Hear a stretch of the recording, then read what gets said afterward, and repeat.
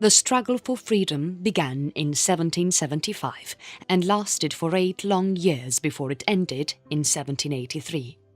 In the struggle of the colonies against the British, the 13 colonies on the Atlantic seaboard of North America acquired their independence from Great Britain and became United States. The Great Revolution is also known as the American War of Independence. The American Revolution brought an end to the 2-century-long British rule, for most of the colonies in North America shaped the present United States of America.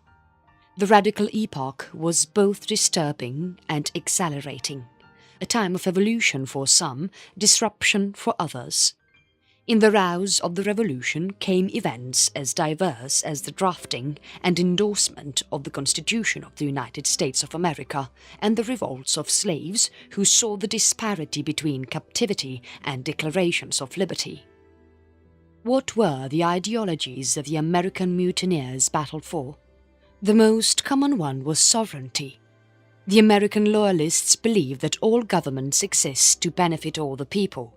Whenever a government sullied the fundamental rights of the people, they had the right to coup or change it. The other simple principle was equality before the law. During times when people in the Western world were mostly governed by kings, the American patriots renounced the idea that the people ought to be royal subjects. Instead, they asserted that the people should be viewed as residents with equivalent rights, including the right to partake in government matters. A third essential principle was rule of law and constitutional rights. The American rebels believed in natural rights. The notion that the public have some fundamental rights that should be safeguarded against dictatorial coercion, including the right to hearing by jury, freedom from capricious arrest and penalty, and freedom of speech and integrity. They also believed in constitutionalism, that the people's rights and government's powers and functions required to be documented. Causes of the American War of Independence. Earlier, all seemed to be fine and the colonies were proud to be British. Besides a few occurrences of Parliament's control which troubled the colonists, like the Currency Acts of 1751 and 1764. But it was when the French and Indian War took place in 1754, lasting till 1763, that King George III incurred heavy losses in buying provisions for his army and the colonies. To pay off his debts, he enforced taxes on the colonies without their consent, causing an outrage amid the colonists. An old saying goes that you must look out for the money trail. The Protestant Reformation had something similar, and money was undoubtedly one of the chief reasons of the American Revolution. The idea of paying taxes was not something the Americans liked, because earlier they always got the goods without taxes. They instantly began to shun British goods. This apparently infuriated the king, who lost no time in sending his army across the Atlantic to ensure that the colonies were at their best behaviour. Besides, there were hundreds of reasons why the Americans rose to a mutiny. The British had implemented the policy of mercantilism. The system was built on the benefits of lucrative trading. The colonies were asked to source products which would otherwise have to be got from non-imperial sources, make the finished products themselves, generate exports, and then sell these products outside the country. There was a centralized control over the economy. The trade was confined, and there was a list of goods which could not be exported to European ports, except for England. The triangular trade routes were made, and Americans had to trade products which they had in surplus, in exchange for products that were less in their own area. Triangular trade, together with the British policy of mercantilism, delivered a positive balance of trade, profiting only Great Britain. It guaranteed that all precious metals and domestic credit remained in England. The Navigation Acts were intended to control colonial trade. The Navigation Acts was to boost British shipping and permit Great Britain to hold the domination of British colonial trade for the sole benefit of British merchants. In 1689, English Bill of Rights stated that all the liberties and rights of an individual were protected by the English law. Americans debated that they were not judged the same rights. In 1696, the British adopted the policy of salutary neglect, evading the strict enforcement of parliamentary laws in colonial America that gave the colonies substantial liberty in economic matters. Amid 1763 to 1775, the British tried to inverse their policy of salutary neglect to constrict their control in the colonies, pay for war debts, impose the Navigation Acts and other rules, and execute new taxes on products. The Wool Act, passed in 1699 by the British Parliament, stated that the Americans could not export cloth made in their colonies. In 1732, the Hat Act prevented the Americans to trade their manufactured hats. A debt recovery passed in 1732 pronounced that slaves and land were equal to property and should be sold to realize debts owned by the colonial residents to British merchants. Heavy taxes were imposed on sugar in 1733 through Molasses or Navigation Act. The Iron Act, passed in 1750, suppressed the production of finished products in the colonies, and the production and export of iron was done to Great Britain only. An edict imposed on October 7, 1763, prohibited private citizens and colonial governments to buy land or make any contracts with natives. Only the British Empire would have all official relations. Additionally, only traders who were licensed would be permitted to travel west or have any dealings with the native Indians. The Americans thought the British were siding with the native Indians against the colonies. The British issued a Sugar Act, or the American Revenue Act, in 1764, as the taxes from 1733 Molasses Act was not collected efficiently. The 1764 Act instated tax on molasses and sugar imported in the colonies, which heavily impacted the rum business in New England. In the Boston boycott of August 1764, the traders and women of Boston refused to buy any British clothing like satin, ruffles and laces. On September 1, 1764, the Currency Act was passed, regulating depreciated paper currency of the colonies, which was used to pay the British traders and creditors. Stamp Act was passed on March 22, 1765, in which taxes were levied on newspapers, legal papers and pamphlets. Mayhem broke, which forced the British to annul the Act in 1766. Quartering Act of 1765 stated that the British troops were to be housed in the barracks provided by the colonies. If the barracks were too small, then they should occupy the lodges and inns, and if there were no place for them still, the public houses were to be occupied. The Americans disliked the idea of British soldiers living amidst them, and they refused to comply with the Act. In May 1765, Patrick Henry was elected as a member of the Virginia House of Burgesses. He headed the disapproval against the loathed British laws and taxes in the House of Burgesses. In March 1766, the British took steps against the Americans by issuing the Declaratory Act that stated the British right to make laws compulsory on the colonies. On June 29, 1767, some laws called the Townshend Acts added taxes on items that are imported by the colonists, including lead, paints, glass, tea and paper. The levying of taxes seemed to be endless, and yet another Townshend Act was passed imposing taxes on imported goods by the colonies like paint, paper, glass, tea, lead, etc. October 1, 1768, saw 2 British warships sail into Boston Harbour, leaving behind 2 regiments of English troops to keep law and order. Boston Massacre, also known as the incident on King Street on March 5, 1770, British soldiers killed 5 civilians and injured 6 others. It was the result of a revolt when 8 British soldiers barged into the revolting crowd without orders. The Tea Act of May 10, 1773 permitted the British East India Company to sell their low-priced tea to the colonies directly, discouraging the local colonial tea merchants. A protest by the Sons of Liberty, organisation created by the colonists, in Boston, when they dressed as Native Americans and destroyed a whole ship of East India Company carrying tea. They threw chests of tea into the sea on December 16, 1773.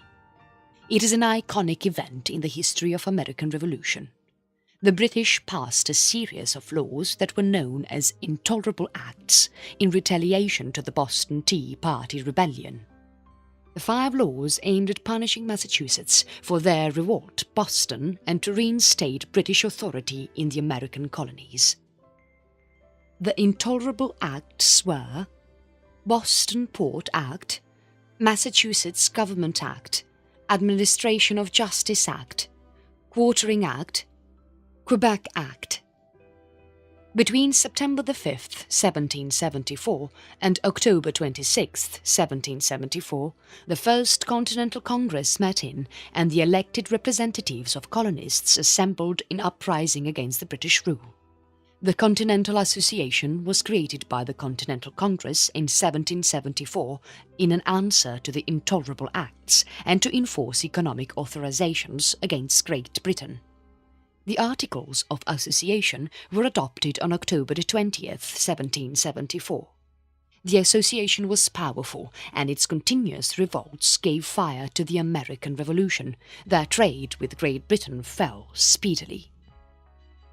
It was on March 23, 1775, when Patrick Henry gave his famous "Give me liberty or give me death" speech, referring to the warlike preparations of the British Army and sounding crucial call to arms, saying, "The war is inevitable and let it come." On Wednesday, April 19, 1775, the Battle of Lexington and the Battle of Concord started the American Revolution. Round 700 British Army patrons in Boston, under Lieutenant Colonel Francis Smith, were giving surreptitious orders to arrest and end rebellious military provisions, all allegedly stored by the Massachusetts militia at Concord.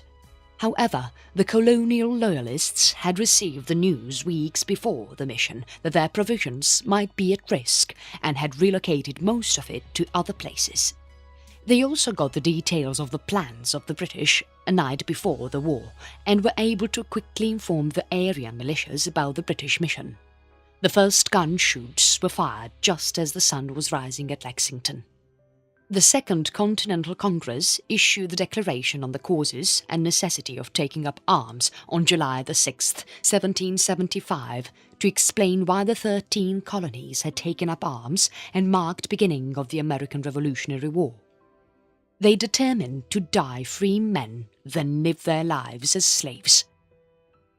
Independence and Union. The North Carolina Provincial Congress issued the Halifax Resolves on April 1776, openly permitting its representatives to vote for independence. Congress asked all the states to write constitutions and remove the last fragments of British rule in May the same year.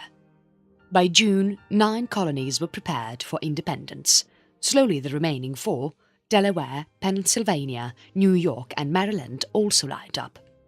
Richard Henry Lee was asked by the Virginia legislature to propose independence, which he did on June 7, 1776. On the June 11, 1776, a committee was formed to draw a document asking for justifications to be separated from Great Britain. After safeguarding sufficient votes for clearance, independence was voted for on July 2nd. The Declaration of Independence was drafted mainly by Thomas Jefferson and presented by the committee, which was slightly reread and universally accepted by the entire Congress on July 4th. This marked the foundation of a new sovereign nation that was called the United States of America. The Second Continental Congress sanctioned a new constitution, the Articles of Confederation, for approval by the states on November 15, 1777, and instantly began functioning under their terms. The articles were formally endorsed on March 1, 1781, and the Continental Congress was dissolved and was replaced by a new government of the United States of America in Congress assembled with Samuel Huntington as the presiding officer. Protecting the Revolution. It seemed that the Royal Army did not want to let go of their reign so easily. They tried to take over their rule between 1776 to 1777. British return 1776 to 1777. As per the British historian Jeremy Black, the British had substantial leads with the world's largest navy, exceedingly trained army, and an extremely competent system of public finance which could effortlessly fund the war. But the British were utterly handicapped and misinterpreted the complexity of backing for the Patriot position. Disregarding the guidance of General Gage, they misjudged the situation to simply be a big revolt. London thought by directing a big military and naval force they could subdue the Americans and force them to loyalty. Convinced that the revolution was the work of some troublemakers who had united an armed mob to their cause, they anticipated that the rebels would be daunted. Then the massive majority of Americans, who were loyal but scared by the terroristic strategies, would upsurge and kick out the protesters and reinstate a loyal government in every colony. When Washington forced the British Army out of Boston in 1776, neither the Army's loyalists nor British controlled any important areas. Nonetheless, the British were gathering armies at their marine base at Nova Scotia, Halifax. They returned with forces in July 1776, arriving in New York and overpowering Washington's Continental Army at the Battle of Brooklyn. After they won the Battle of Brooklyn, the British entreated a meeting with councils from Congress to discuss an end to conflicts. John Adams and Benjamin Franklin and some other delegates met Howe on Staten Island in New York Harbor on September the 11th, which came to be known as the Staten Island Peace Conference. Howe necessitated a withdrawal of the Declaration of Independence, which was denied, ending all discussions. The British then hastily clutched New York City and almost captured Washington's army. They made New York their political and military hub of operations in North America till November 1783. The city became a terminus for Loyalist refugees and a principal point of Washington's intellect network. The British also seized New Jersey, driving the Continental Army to Pennsylvania. In 1776, the British Army was taken by a surprise attack when Washington defeated Hessian and British regiments at Princeton and Trenton, thus retrieving control over most parts of New Jersey. The victory was a lift to the fading morale of the Patriots. The British strategized again in 1777, and to end the war they sent their forces from Canada to block New England, which the British professed as main source of campaigners. However, there was a big misunderstanding and the army went to Philadelphia. The army was headed by Burgoyne, who hopelessly waited for reinforcements from New York and was trapped in northern New York. They laid down their arms after the Battle of Saratoga in October 1777. There was a crucial siege in Philadelphia at Fort Mifflin, Pennsylvania, between October 1777 to November 1777, diverting British troops and giving Washington time to save the Continental Army and securely lead his army to severe winter housings at Valley Forge. American alliances 1778. The imprisonment of British forces at Saratoga fortified the French to officially enter the war in support of Congress, as Benjamin Franklin discussed, and enduring military alliance in early 1778, knowingly becoming the first country to formally recognize the Declaration of Independence. On February the 6th, 1778, a Treaty of Alliance and Treaty of Amity and Commerce was signed between France and United States of America.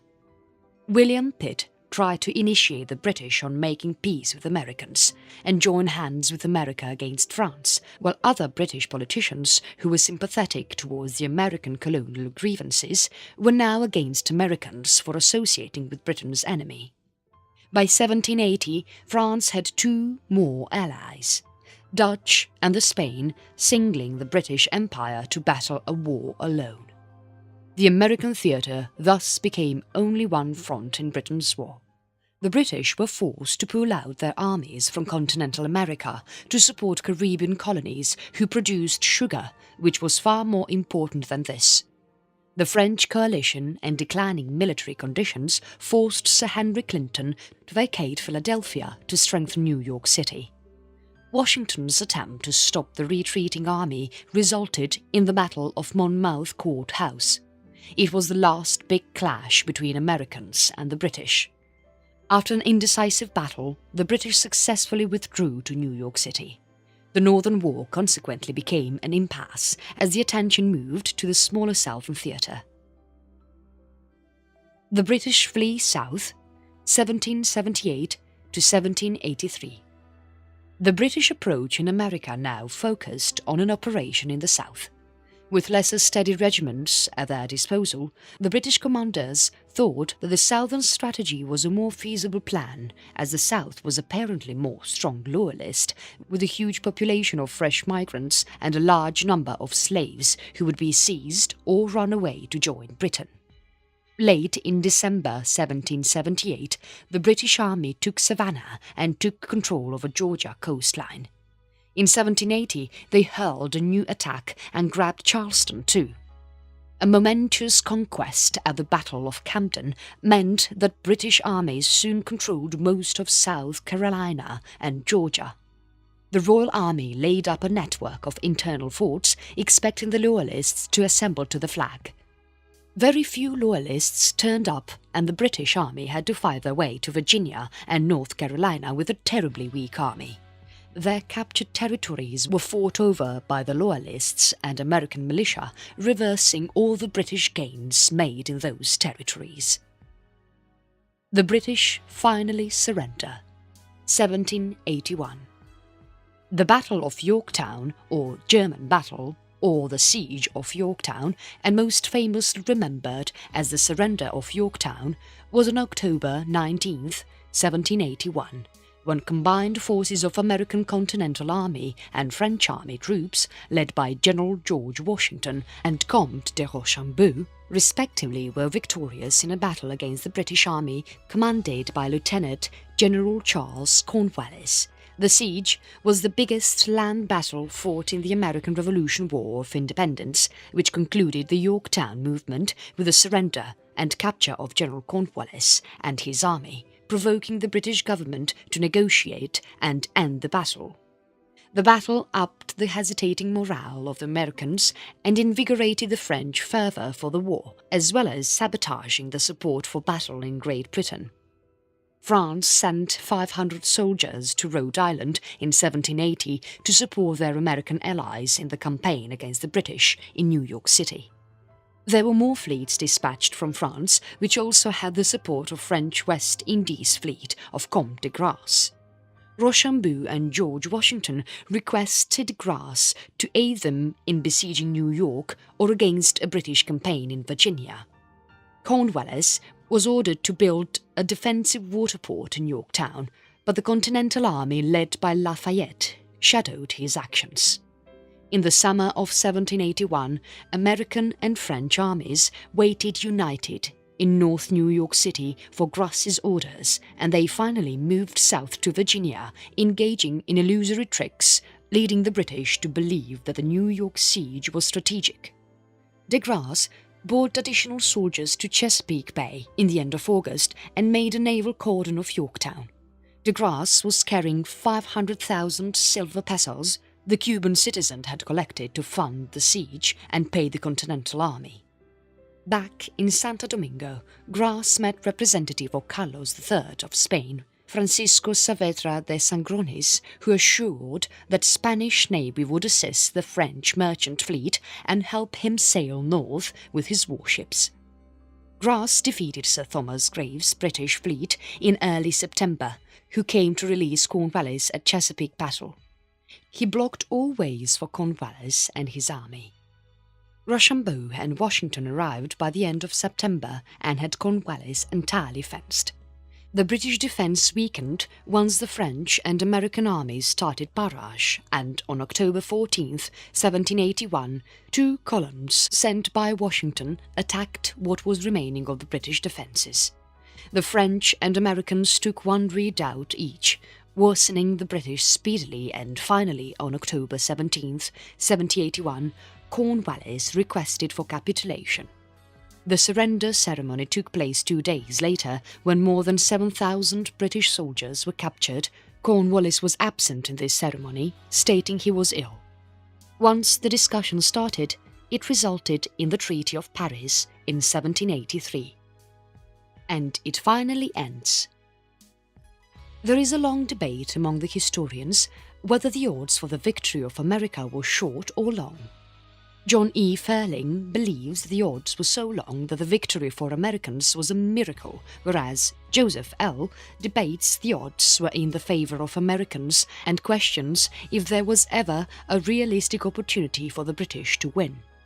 He disputes that they had the prospect once, in 1776, and the Howe brothers missed several occasions to abolish the Continental Army. There were of course other factors such as luck, chance and whims of weather. His point is that the Howes were disastrously flawed as they underrated the challenges faced by patriots. Back in Britain, there were many who always commiserated with the colonial rebels. King George wanted to continue the war, but he did not get any financial help from the Parliament. The Parliament of Great Britain had never expected the war to last so long. They had already raised the taxes exceedingly high to pay for the war.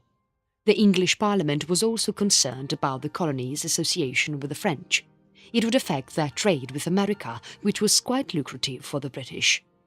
In March 1782, the Parliament said all those who advised or attempted any further action of belligerent conflict on North America would be considered to be the enemies to His Majesty and the country.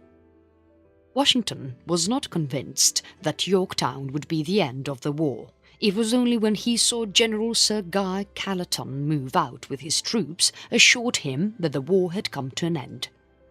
In the summer of 1782, the representatives of the colonies, Benjamin Franklin, John Adams and John Jay, negotiated with the English ambassadors in Paris. Both parties reached to an agreement, and how it was the turn of the British envoys to enlighten King George III.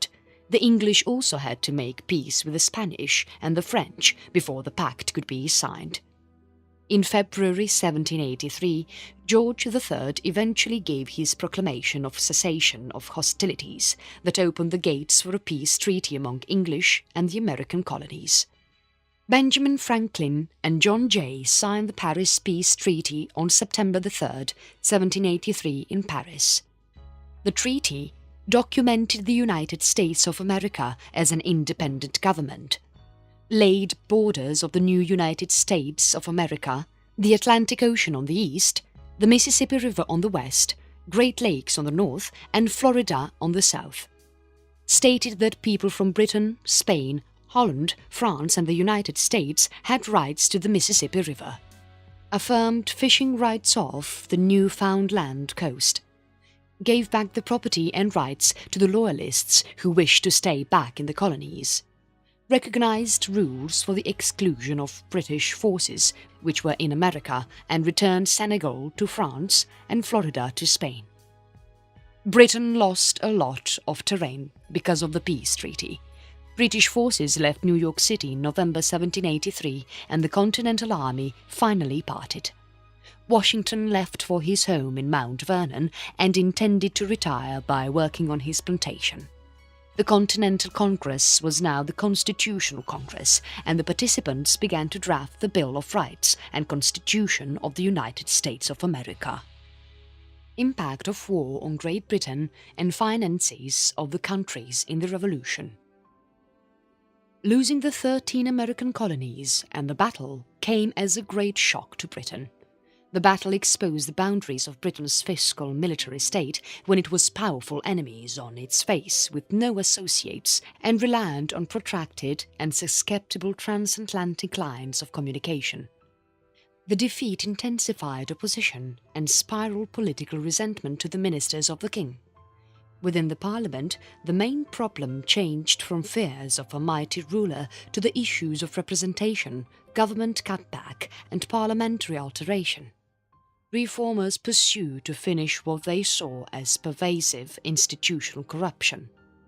The outcome was a great crisis from 1776 to 1783.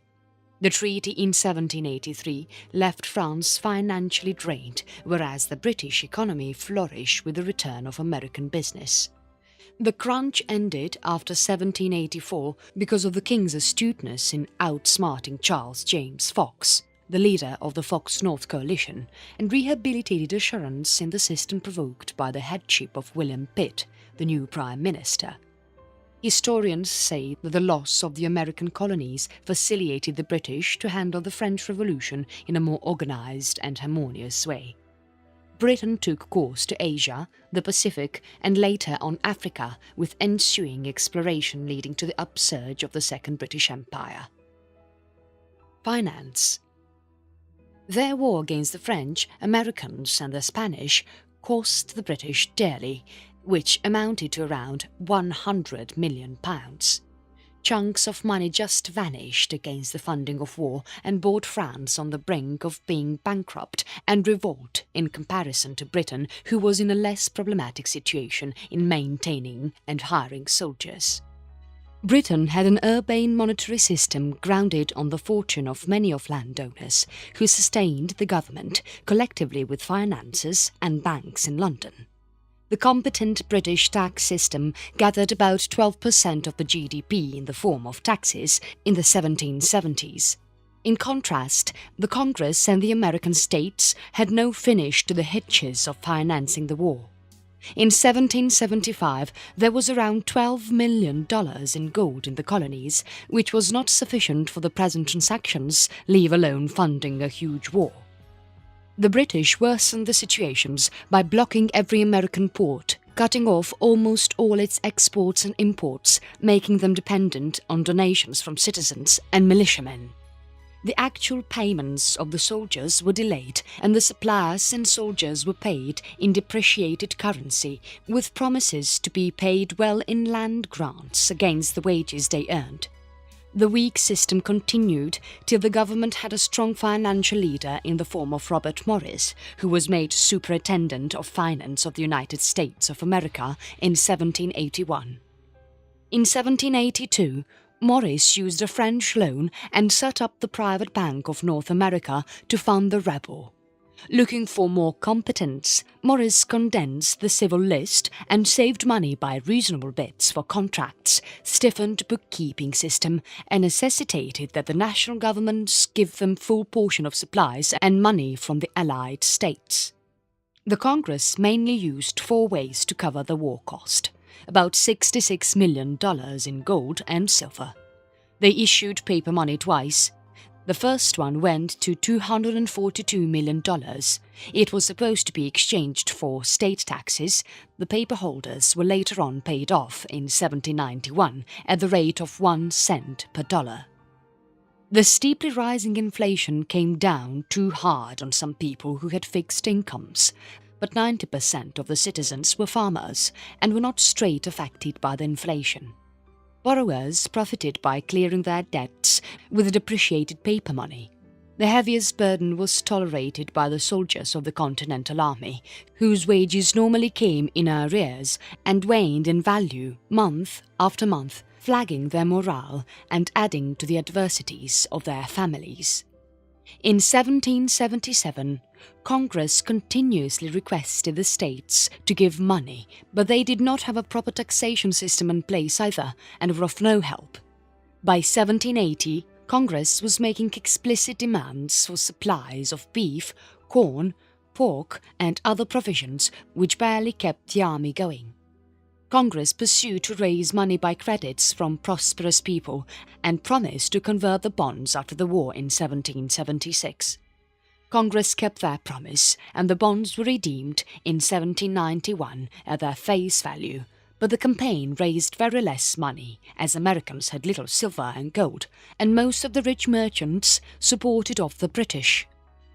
In 1776, France covertly gave the Americans money, munitions and gunpowder to weaken Britain, which was its biggest enemy. When France formally joined the war in 1778, the grants continued.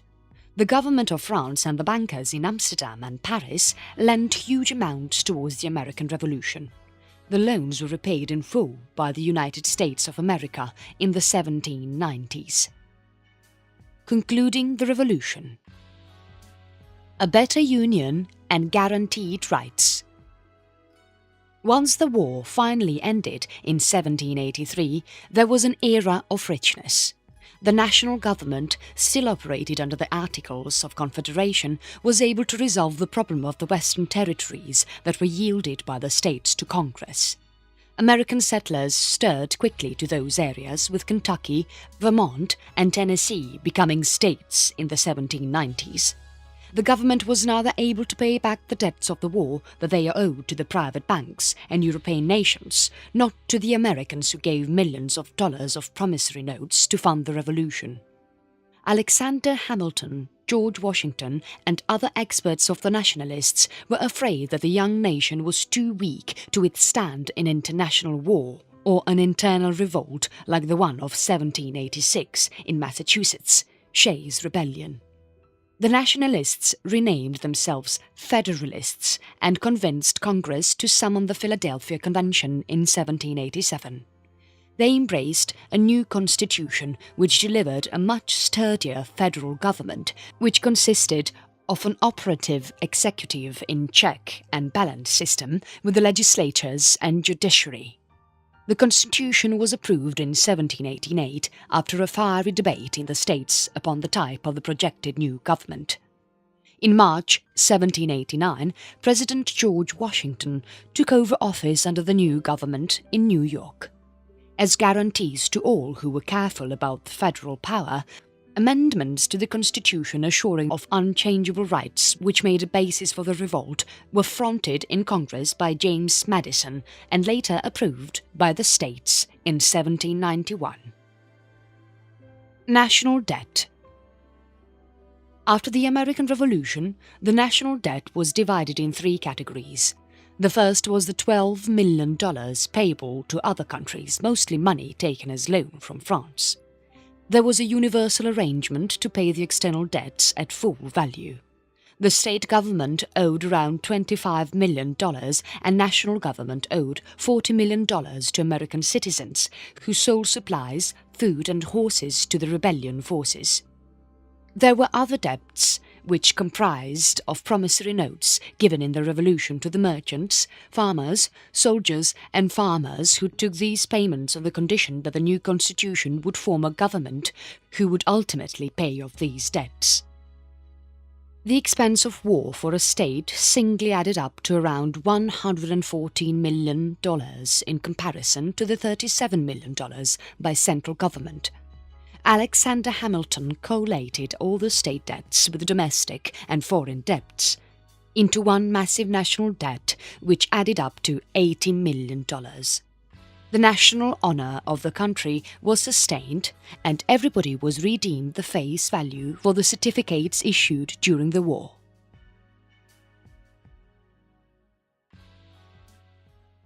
To be British.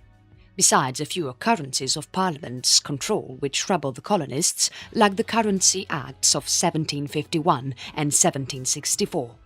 But it was when the French and Indian War took place in 1754, lasting till 1763, that King George III incurred heavy losses in buying provisions for his army and the colonies. To pay off his debts, he enforced taxes on the colonies without their consent, causing an outrage amid the colonists. An old saying goes that you must look out for the money trail. The Protestant Reformation had something similar, and money was undoubtedly one of the chief reasons of the American Revolution. The idea of paying taxes was not something the Americans liked, because earlier they always got the goods without taxes. They instantly began to shun British goods. This apparently infuriated the king, who lost no time in sending his army across the Atlantic to ensure that the colonies were at their best behaviour. Besides, there were hundreds of reasons why the Americans rose to a mutiny. The British had implemented the policy of mercantilism. The system was built on the benefits of lucrative trading. The colonies were asked to source products which would otherwise have to be got from non-imperial sources, make the finished products themselves, generate exports, and then sell these products outside the country. There was a centralized control over the economy. The trade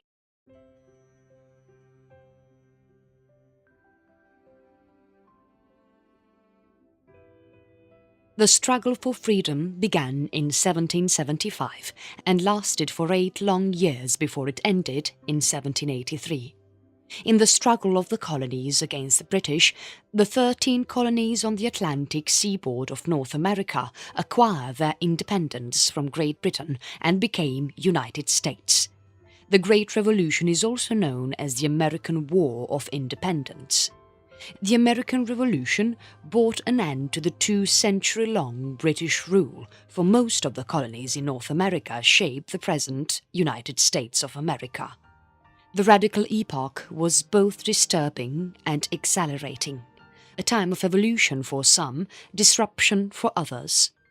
In the rouse of the Revolution came events as diverse as the drafting and endorsement of the Constitution of the United States of America and the revolts of slaves who saw the disparity between captivity and declarations of liberty. What were the ideologies that the American mutineers battled for? The most common one was sovereignty. The American loyalists believed that all governments exist to benefit all the people. Whenever a government sullied the fundamental rights of the people, they had the right to coup or change it. The other simple principle was equality before the law. During times when people in the Western world were mostly governed by kings, the American patriots renounced the idea that the people ought to be royal subjects. Instead, they asserted that the people should be viewed as residents with equivalent rights, including the right to partake in government matters. A third essential principle was rule of law and constitutional rights. The American rebels believed in natural rights. The notion that the public have some fundamental rights that should be safeguarded against dictatorial coercion, including the right to hearing by jury, freedom from capricious arrest and penalty, and freedom of speech and integrity. They also believed in constitutionalism, that the people's rights and government's powers and functions required to be documented. Causes of the American War of Independence. Earlier, all seemed to be fine and the colonies were proud